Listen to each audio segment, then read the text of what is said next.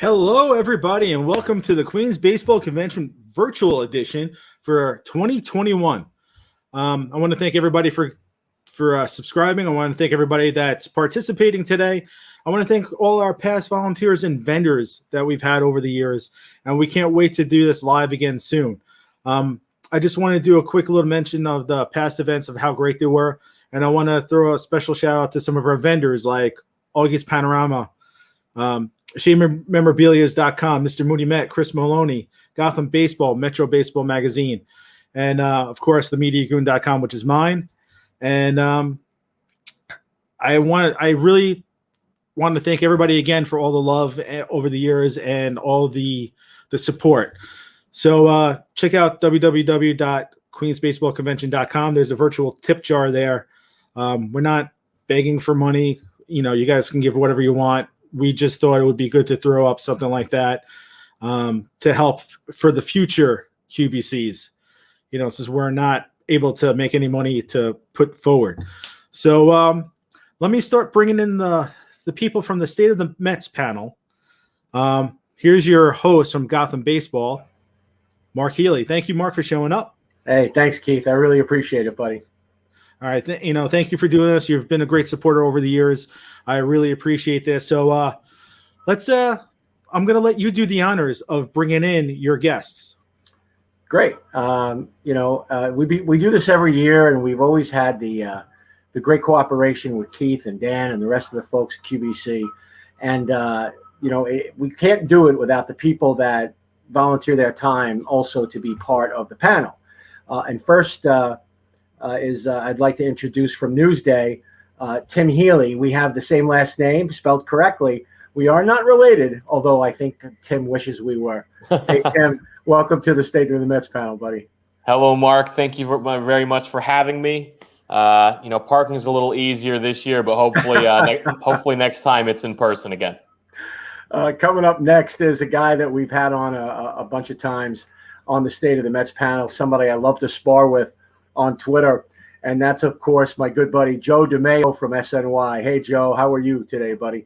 I'm good, Mark. Appreciate you having me again. Oh, anytime. And then last but not least, our newcomer to this year's panel is WFAN's Lori Rubinson. Lori, welcome to the panel, and really so thrilled that you could be part of our discussion today. Thanks so much for including me, and I look forward to mixing it up with everybody. Okay, right, so let's. Oh, go ahead. Go ahead, Keith. I'm going to let you guys go. Nobody needs to see my ugly mug for as more than they need to. So I'm going to pop up and let you guys handle this. I'll see you in about an hour or so. Thank you, guys. Keith will be giving me the wrap it up sign, because sometimes we go a little over.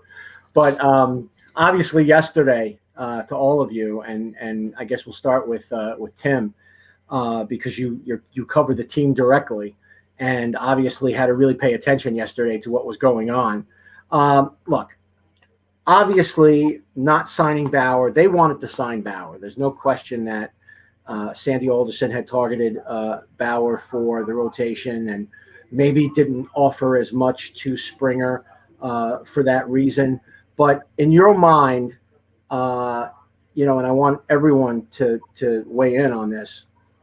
In your mind, how much does this derail Sandy Alderson's plans for the 2021 Mets? I don't think it significantly derails the plans for the 2021 Mets. As I put it in my story in Newsday today, Bauer was more of a luxury than a necessity for the rotation, which isn't really it's not a pressing need. If they want to add another mid-rotation guy like Rich Hill, Jake Odorizzi, somebody like that, they can swing that. They have room. They have the money to do that. But it's not like Bauer was going to make or break their offseason, which has been a pretty productive offseason. Absolutely. Joe? No, I don't think it derails them at all. Like Tim said, they certainly could still address starting pitching. I'd like to throw James Paxton's name in there as someone I think that can make some sense. Certainly, he's a guy that you can't rely on to be healthy. So maybe kind of a mix with him and Noah Syndergaard a bit in the second half. You might have to skip Noah here and there for innings reasons. So I don't think it's the end of the world. And, personally, I I didn't watch Trevor Bauer. I've made that very abundantly clear. But I give them credit to the fact that they were willing to pivot and willing to really give it a shot. Like, they didn't give, a so-so offer. They offered more total money than the Dodgers did. And you can't blame them for trying. It just, Bauer wanted to be in LA. That's what it comes down to. What about you, Lori? I think two things can be true at the same time. One, yeah, sure, and the Mets would have been better off if they had Trevor Bauer as a baseball team on the field.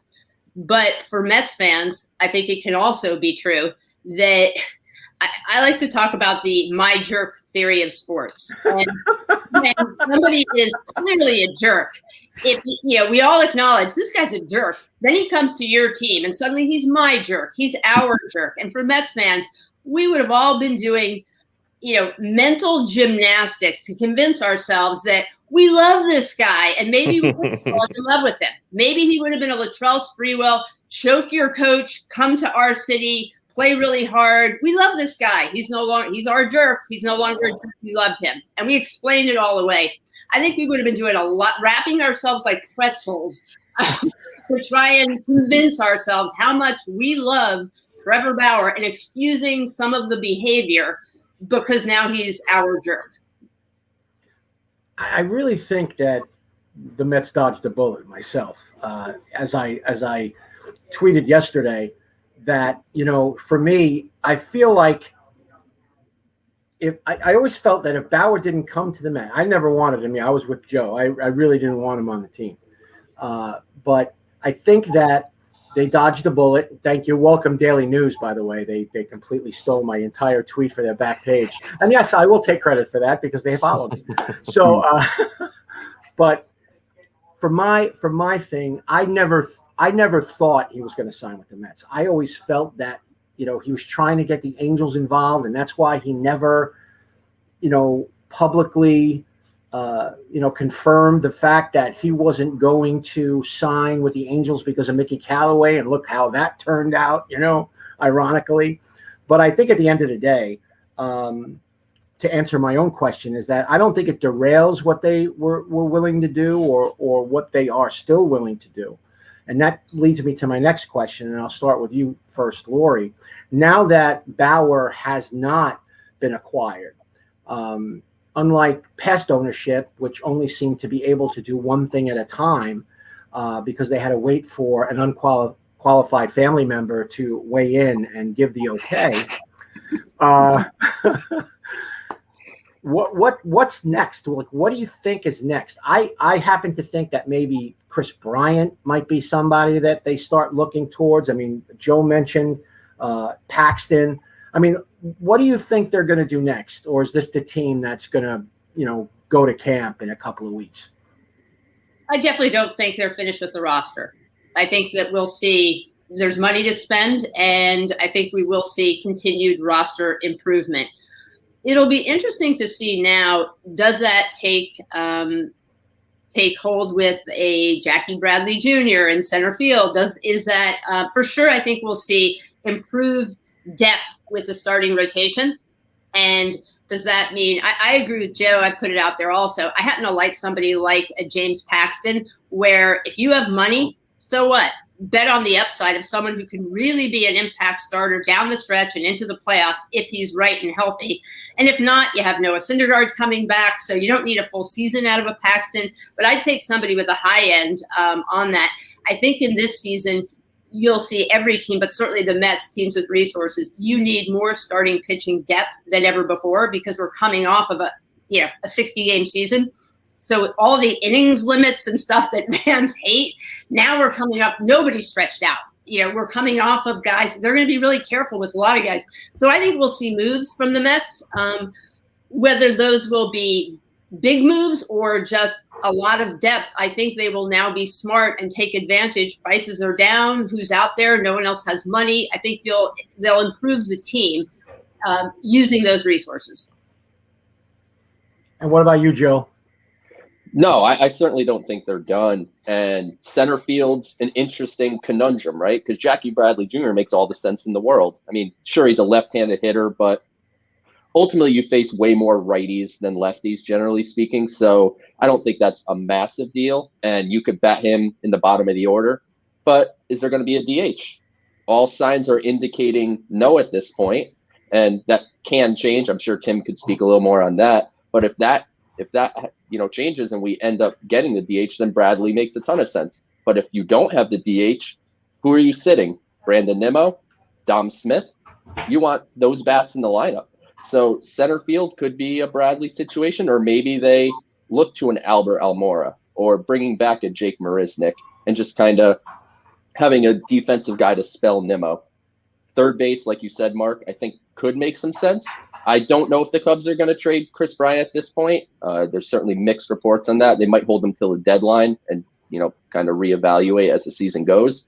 But I know Anthony DeComo brought up Marwin Gonzalez, who's a pretty interesting guy to me. I mean, he plays basically everywhere except for center field and catcher. And I'm a big guy on versatility. And frankly, Marwin Gonzalez is a guy that I could envision coming in and end up playing more games at third base than JD Davis, because he's graded out as an above average defensive third baseman.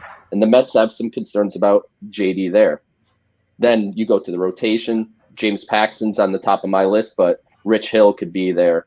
Taijuan Walker makes some sense. They have some options, to really bolster, call it the back end of the rotation, because at the top, they're fine. DeGrom, Cookie Carrasco, Stroman.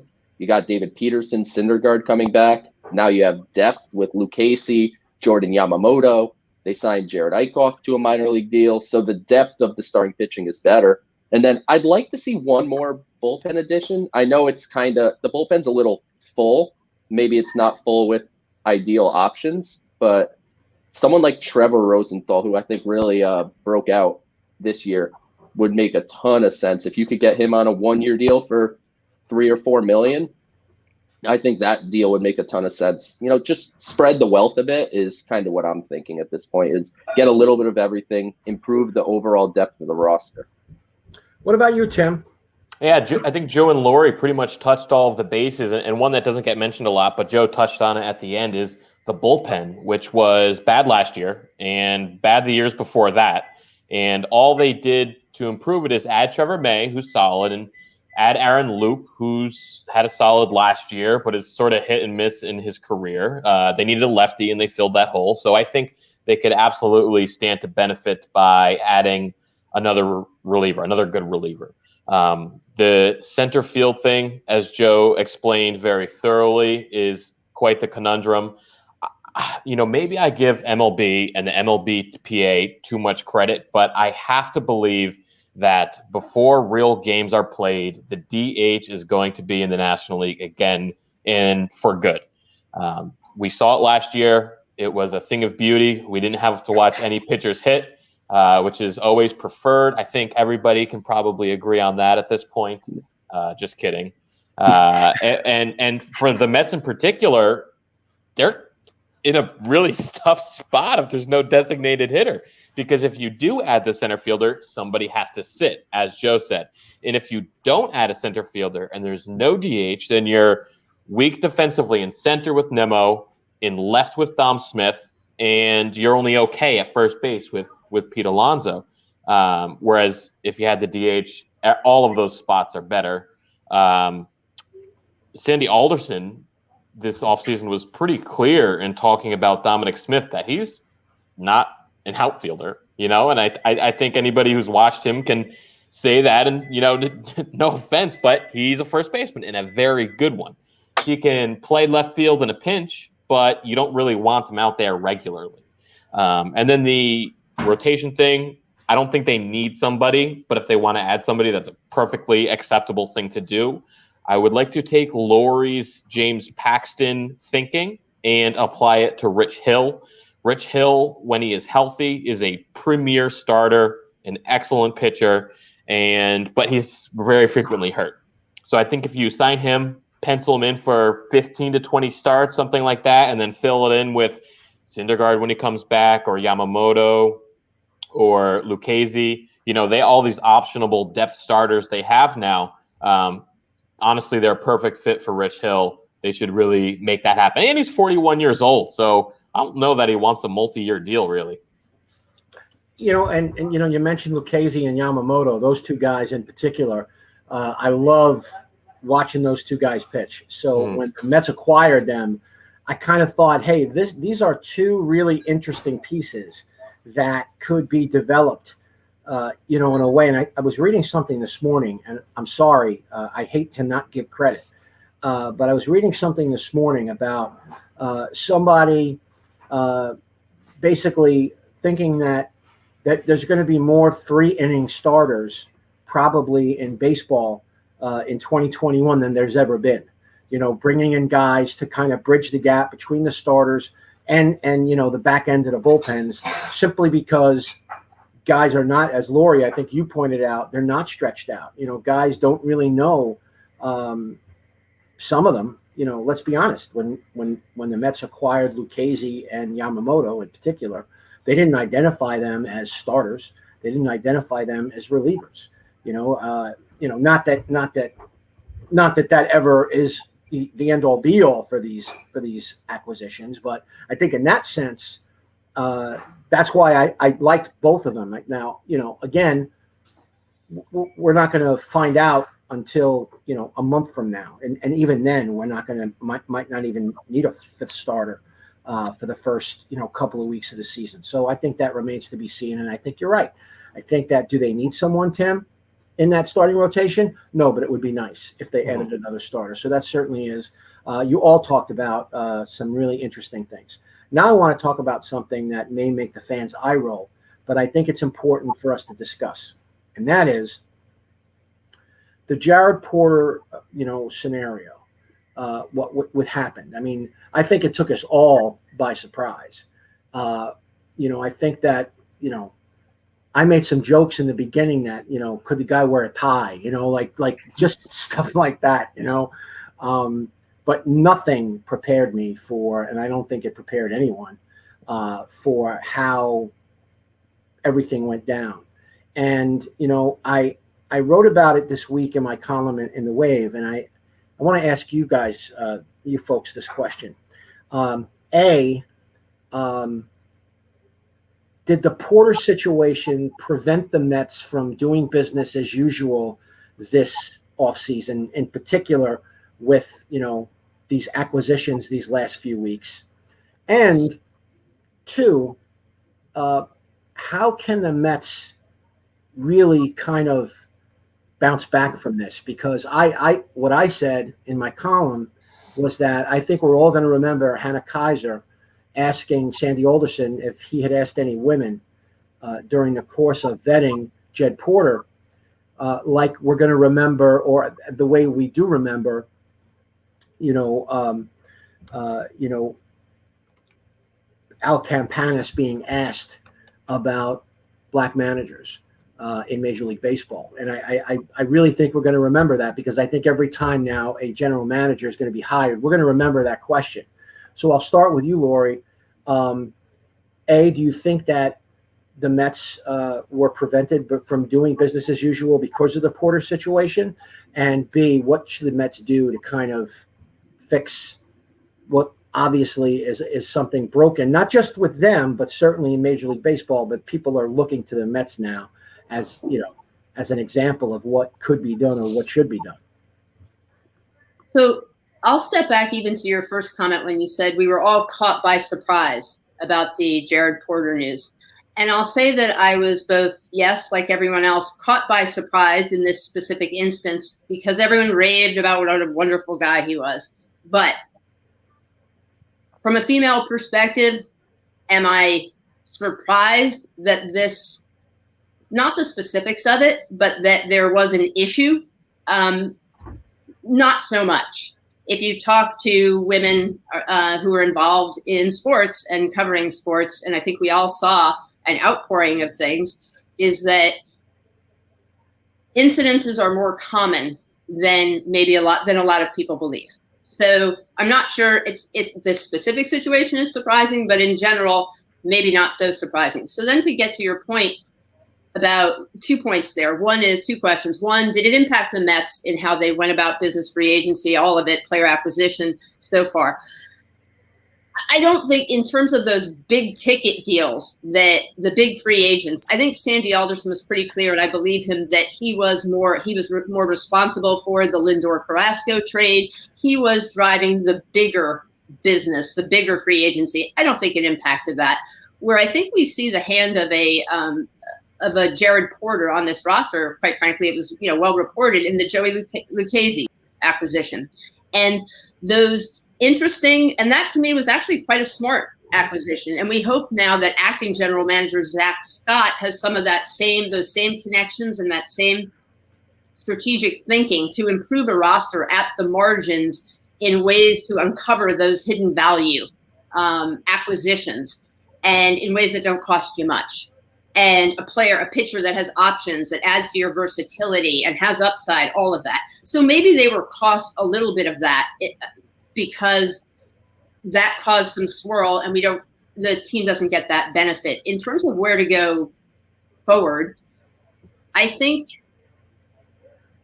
yes, it means more diversity, equity, and inclusion across baseball. And I think that when Sandy Alderson is talking about almost an FBI-like forensic interview process, if you don't change your mindset and the inclusion of people involved in the process, then you can have any FBI process you want. I don't think you'll get to these things. And an obvious thing would be that it is asking a lot more people for points of view if you're going to make a big signing, whether it's front office or for a player, is to, I know it sounds like a big duh, but ask female reporters in the markets who've covered these people. It's not that hard, but I would do the same thing for, ask people of color, ask different sorts of people, what was this experience like? And honestly, if it's a free agent, if it's a front office person, ask people, other members of that front office, not just ask Ben Cherington, but asking female members who worked in a Red Sox organization or worked in a Cubs organization, get different points of view. And that will, I think, help things in moving forward. Honestly, I'll say this to the Mets. If they want ideas, I would have a lot of ideas on how you could improve this and make it better, a better, more inclusive process for women, certainly, but for everyone. I'm sorry, Joe.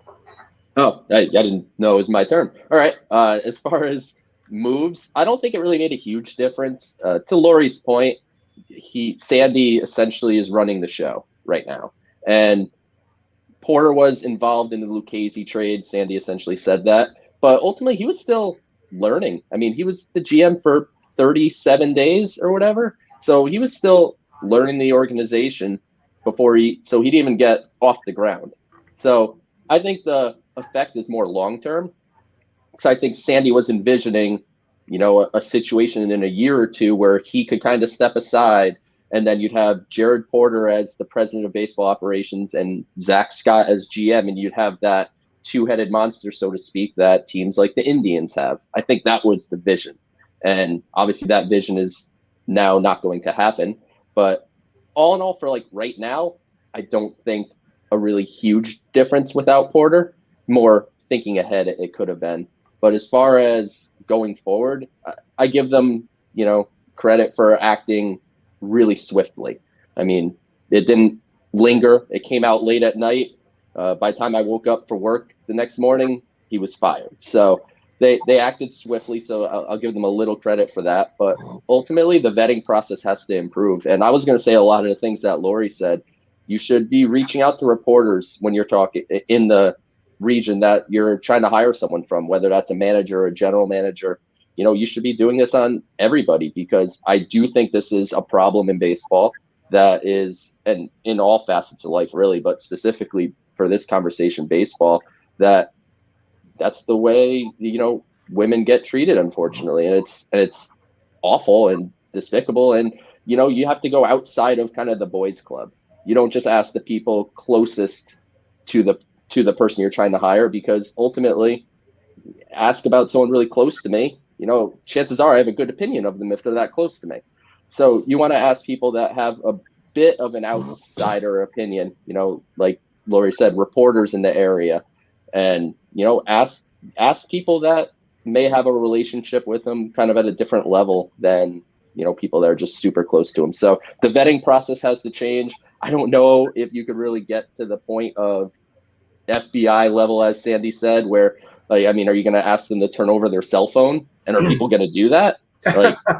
There's some level of invasion of privacy in a sense, right? So you have to, it's a really tough line, but they obviously need to do significantly better. And this isn't a Mets conversation. It just so happens that the Mets are a team that got impacted by it now. This is a baseball issue, and everybody should be, taking something from this and realizing I can improve my hiring process, and that should go for everybody.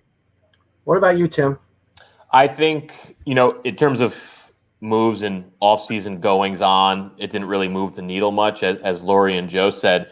As far as what can be improved, you let off the discussion, Mark, with the question from Hannah Kaiser of Yahoo about, did you talk to any women? And Sandy said no. And I sort of buy Sandy's answer, and from the perspective of, there are no women to ask. And that's true under the way that teams currently operate, because they don't talk to subordinates when they're looking to hire somebody. And there aren't many women in baseball at those assistant GM levels. I would hope and think that one of the things teams are learning from the past few weeks, Mets and everybody else, is that it would help to change the way you operate on that front. If there aren't any women who are peers or bosses of the people you want to hire, then ask the women working below them, or ask reporters who have covered and been around them. When the Mickey Callaway stuff came out this week, and Sandy eventually came out with a statement that night that they've already begun changing the vetting process, I look forward to, and I anticipate staying on top of that and wondering what changes they're making. The Mets at this point have done most of their hiring for the offseason, but it doesn't mean that they can't adopt new policies in the near term. We'll see what happens with the general manager spot, and if Zach Scott stays there with the more permanent title or whatnot. But say he does stay there, the Mets aren't going to need to make a major hire probably for the next few years, barring something unexpected. And I guess with the Mets, there's always something unexpected that happens. But, it'll be worth following up on from my perspective as a reporter who, gets to talk to Sandy every now and then, that, what are those changes specifically? Yeah, I just go ahead, Lori. Go ahead, Lori. Look, this may drive Mets fans crazy, but for perspective, Brian Cashman and the Yankees hired Kim Ng and gave her an opportunity in her growth and development. And they have Gene Afterman as an assistant GM, longtime assistant GM with that baseball team. So there are female assistant GMs happening in this town, and the Mets, to Tim's point, could be one of those teams. I'm not saying, that's definitely the move they should make, but they should be thinking about ways to broaden and diversify the talent base of who they bring in at all levels. That's an excellent point, Lori, and thank you all for, I know that's not exactly the kind of question I usually ask, but I think I think it begs to be asked. As someone who is an editor-in-chief of a newspaper myself, I go through. Let me tell you something. When I vet somebody that I'm bringing on board, I don't have an FBI level, but I ask everybody. I know a lot of people in this business, and I reach out to. I don't just reach out to the bosses, because sometimes, you just don't know. And I've been asked to give recommendations for people, and I haven't, and maybe those people would be shocked to know that I didn't, but I take it very seriously, my recommendation. And, a couple of people in the comments are saying, well, let's get back to baseball. This is, look, the reason we have to talk about it is because this is the crap that gets in the way. So, that's why I wanted to bring it up, because if it's not being dealt with in a thoughtful manner, if we're not asking questions as members of the media or as fans, if we're not holding our front office personnel, our on the field personnel, our players more accountable for the way that they, behave and the way that they represent the organization, it's hard for me to root for people like that. So, that's why we're talking about it. So let's get back to it. And honestly, us just sticking to baseball is a way that this won't progress too, in a sense. Right. If we just ignore it, we're just going to be in the same spot. It's tunnel vision, and we just can't. We have to kind of be able to. The reason that the conversations aren't had is because they're awkward, and maybe not everyone is capable or has the skill set. I bring up skill set in a Met conversation. That's funny. It's time. Those days are over. We have to talk about it. We have to be able to have those conversations, and frankly, I think we'll be the better for it. When we get through that awkwardness, and that really, I definitely want to give fans an opportunity to ask some questions. We have Jack Schwartz that's here. He said, and I'm going to give this to Tim. What do you think would cost more, Hendricks and Bryant from the Cubs, or Suarez and Sonny Gray from the Reds, and what could those costs look like as far as players? That's a tough one. Off the top of my head, I guess, does anybody else know? I don't know Hendricks and Gray's contract status off the top of my head. Gray is 2 years, $20 million with a third-year option, and Hendricks, I think, is 2 years, $28 million and an option, something like that. So very, very comparable. Yeah. Yep. Very affordable. Most of the price would probably be on the pitcher. The Cubs are not going to get a lot for Chris Bryant, who has 1 year left and is going to make a lot of money this year. I don't anticipate the Mets doing either of those things. If they did happen, they'd have to go back into their farm system. And the Mets have said that they don't want to trade their top 6 or so prospects, which is all of the names that you're familiar with: Ronnie Mauricio, Matt Allen, Francisco Alvarez, Brett Beatty, Pete Crow Armstrong. I'm sure I'm missing somebody else, but JT Ginn probably. Exactly. Okay, yeah, JT Ginn, right. And if they don't want to trade those guys, then are they going to be able to make an enticing enough offer for those players when those teams don't need to move those players? And on the Reds note specifically, I don't usually buy into the, playing in New York, afraid of the big bad media, because I know the media and we're just a bunch of people, right? But the Sonny Gray thing and the stark contrast in his performance from the A's to the Yankees, where he was terrible, to the Reds, where he was amazing again, it makes me wonder a little bit if it was something about New York that made him perform less effectively. So they've traded all that they can, I think, from the major league roster, and prospects wise, they want to hold on to a lot of those guys. So I don't know that they're gonna go down that road. I would just jump in and say, Tim, that Sandy Alderson, they did talk at that first introductory press conference about wanting to use more dollars versus trading minor league talent at this point. I think fans may have been, looked at the Lindor Carrasco trade and say, oh, well, they didn't mean that. I think that was such immense value and opportunity for the team that they went ahead and did it.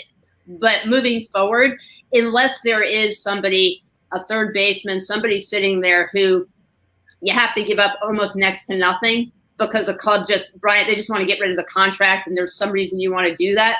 But in terms of adding starting pitching, I think this is where they'll use financial resources to fill out the roster, not trading away from their prospect base. And Joe, Joe is the guy, whenever I have a question about prospects, Joe's always been the person that I go to. I mostly trust him. Better than a lot of people say. So I'll take it. But Joe, let's be honest. I know that the farm system as well as anyone. And, I don't think they have the depth right now to make those kinds of, even with some of the depth deals and trades and signings that they've made. I don't really think they have the wherewithal, prospect-wise, to make another pitcher position player deal. I think that's kind of one of those MLB trade rumor crazy comment things that people are just assuming now because the Mets got Lindor and Carrasco, that now they're going to go out and get another position player and a pitcher in the same deal. Yeah, right? I mean, it would be really tough to pull off, certainly without using the top guys that, as Tim pointed out, Sandy Alderson has made it clear that they intend to keep those guys. Of the trade scenarios, maybe you can pull off, if the Cubs do want to rid themselves of Chris Bryant, you could pull off Chris Bryant alone. Bringing Hendricks in is when you start diving into the upper echelon prospects. And I think you can make the argument that if they want to trade Chris Bryant, it's a perfect fit for the Mets. I mean, he's an average defensive third baseman, and JD Davis is certainly below average. But you bring in a Hendricks, if you just leave him out, get Chris Bryant, I guess, on the cheap-ish with prospect capital, and then go sign James Paxton, go sign Rich Hill, like Tim said, and fulfill the starting pitching that way rather than using the prospect capital. I think I do believe them that they want to hold on to those top guys for now. And, there's going to be a time when a deal comes up where maybe it makes sense to trade one of them. And the hope is that, under Tommy Tanis, the scouting director, who does a great job, if they keep adding prospects, then you have more flexibility to deal guys. I mean, look at what the Padres do. The Padres have such a wealth of prospects that they can trade their 7th or 8th prospect, and their 7th or 8th prospect is a lot better than the Mets' 7th or 8th prospect, so they're able to get a better player with that. So it's just they need to upgrade the system. It's a bottom 10 system in baseball right now, and there is talent, but it's all low minor stuff. So I mean, if you look at those top 6 that they say they don't want to trade, every single one of them is going to play in single A this year. They don't have one top level prospect that's going to play double A or above. Lori, you're on, I still think it's the station in New York. Sorry, ESPN. But I still think the Fan, where I interned in 1995 and have always dreamed of being, a host on the show. So you're living my dream there, Lori. You must get a ton of phone calls about the manager. You must get a ton of phone calls whenever the Mets lose. This Luis Rojas, he doesn't know what he's doing. Why did the Mets hire this guy? I happen to like his background. I happen to like him and interacting with him. And I'm going to shoot it to you because you probably get so many calls about this. How do you feel comfortability-wise with Luis Rojas? Because we really haven't spoken about Luis Rojas at all this offseason, except in the beginning press conference, Tim, if you remember, when Sandy was just like kind of off the cuff, was like, oh yeah, we're going to ask him to come back. And really there hasn't been much discussion since then about Luis Rojas. So as someone who is constantly taking the temperature of the fan base, Lori, how do you feel about Luis Rojas, and do you think the fan base agrees with you? Well, those are always two very different. So I'll start first with Luis Rojas. I love, as you said, I love his pedigree. Obviously, who wouldn't? From the family pedigree, Felipe Alou. But beyond that, the years in the Mets system, the having managed in the World Baseball Classic, in winter ball, and then of course all throughout the Mets system, has absolutely great experience for the job. I thought last season he showed growing pains of a first-year manager, and whether that was in communication skills with the media, and whether that was some in-game decisions. There were growing pains last year. So, but I think there's enough there to the background and his experience that I think it's a fine move to have left him in place and given him an opportunity to grow and develop. If you were starting right now and saying, Mets, go ahead and hire a manager, and it could be anybody, or last season, would he have been the right choice? They were putting obviously they had a really difficult situation with Carlos Beltran and then needing to pivot on the fly like that. And it made sense to go for an internal option. I get all of that. But so I think Luis Rojas at this point is a solid choice who will mature and grow into the role. I think they made a smart move in bringing in experienced bench coach who he really has a lot of personal history and comfort with. I think that was really smart. And, so I think he'll improve and get better. In terms of Mets fans, for a manager, you're only as good as your next move. And in about 5 minutes, the season will start. He will make the first move to the bullpen. There will be the first issue, and fans will call in, and they will want him fired. And this guy's terrible. And I think Tim hit on it before in terms of the bullpen. Honestly, how fans feel about the manager, I think, correlates generally pretty strongly with how good is the bullpen. And if you give a manager, because when you think of all the in-game decisions, most of it is what are you doing with the bullpen and how are you using them? And when a bullpen is not very good and stinking up the joint, fans are going to be annoyed with the manager as he didn't get the most out of them. He didn't magically make the right decisions. You look awfully smart as a manager when you have a really good bullpen. So the best thing they could probably do for Luis Rojas would be to add one more really good arm to that bullpen before the season starts, and he'll suddenly look a lot smarter, I think, to Mets fans this upcoming season. Now, Joe, I know how you feel about Luis Rojas, but try to give fans, I guess, a little to continue this question about the manager.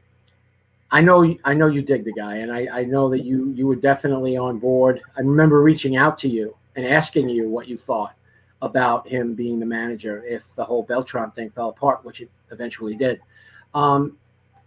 Give the fans a little nugget or two about why you think Luis Rojas can be the guy moving forward.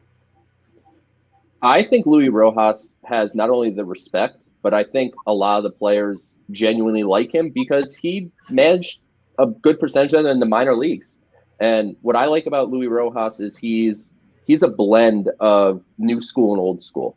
He's got the old school in him, obviously, with his pedigree and his family from Felipe Alou. So he has the old school, but he's also analytically driven too. I mean, he was the quality control coach, which is a lot of, analytics to the manager. So he's a good mix there. And in a sense, he's almost the last of like a dying breed of manager where you go through the minor league system, you start managing in rookie ball and you go up to A ball and you go to double and you basically just go up the chain like a prospect, so to speak, and get a shot to manage in the big leagues. Now they're pulling managers out of broadcast booths and front offices. And it's just like guys getting pulled out of essentially nothing, no experience. And I think it's because baseball as a whole is not valuing the manager like it used to be valued.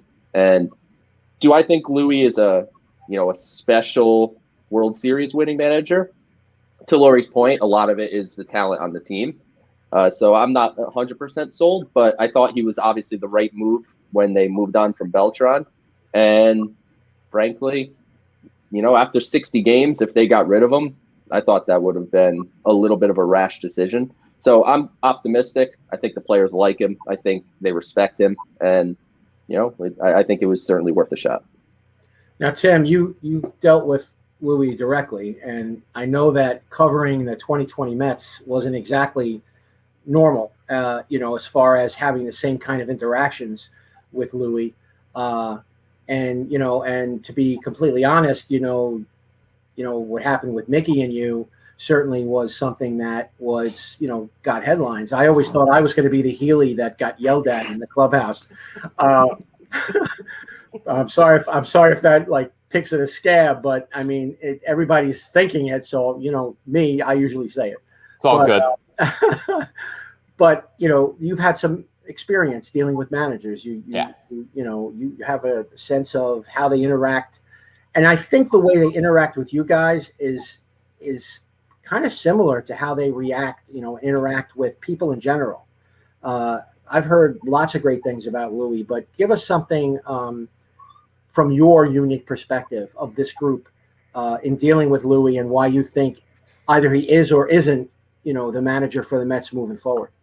Well, I think he should be, and I'm glad that he is the manager for the Mets moving forward, because when you have a notable prospect, and Rojas was a manager prospect as he climbed through the ranks, as Joe explained, and then give him 2 months, nobody will give a prospect 2 months and dump him if he doesn't wow you. So moving on from Luis Rojas would have been rash and awkward. As far as my experiences with him, having talked to him in 2018 when he was Binghamton's manager, and having talked to him in 2019 when he was the quality control coach for the major league team, and then talked to him last year when he was the big league coach or a big league manager, not exactly the same guy. I think he was a little nervous in his media dealings as a rookie manager. Honestly, it was a lot of the same qualities that we saw in Mickey Callaway in his media dealings, day-to-day stuff, where it was almost like he was afraid to say the wrong thing. And we know that there's a lot of oversight from Mets bosses from the previous regime. But I think the best thing that the Mets can do for Luis Rojas, aside from giving him good players, is just let him be himself. Just don't make him nervous about getting in trouble for saying the wrong thing or revealing too much about an injury or something like that. Rojas's best moments when he was talking to reporters and therefore the public was in those post-game moments when he was critical of a player or a play. He said, this is what the player did, this is what the player should have done, and sometimes he was a little heated about it. And that was him at his best. Other times he was outwardly nervous, I thought. It was true right off the bat in spring training, and I thought this is a little awkward. I hope he gets better. And he got a little better, but I think if the Mets take the reins off of him, take the leash off of him media-wise, then, let him be himself. He's a good talker, personable guy, and I hope to see more of that in 2021 and beyond. Yeah, just to build on that from a communication standpoint, I think you're exactly right. You talked about those moments when he was talking, being critical. What I'd love to see, I talk about first-year growing pains from a communication standpoint with the media. Smile. He looks so relaxed. Show us that personality. Have a little fun. They win a game. There was a funny play. Whatever it is, lean into your personality because it's there when it's not on camera. But he really did look uncomfortable, nervous in front of the media, and we don't want to minimize it. That is hard. First year New York, a lot more cameras. But anyway, I just think that you're absolutely right, Tim. They need to just tell the guy, get out of your head, be present, relax, smile, and have fun with it. Whether Terry Collins is the, best manager at field general on the field or whatever, those press conferences, there was personality, there was fun, and there are reasons why, certain fans think fondly of him because of that. Yes, it wouldn't be a state of the Mets if there wasn't some technical difficulty on my end. I think we have to wrap things up here, but just really quickly, obviously 2020. I think just real quickly with Luis Rojas, think about what he was dealing with last year. He was, taking over for Beltran, COVID.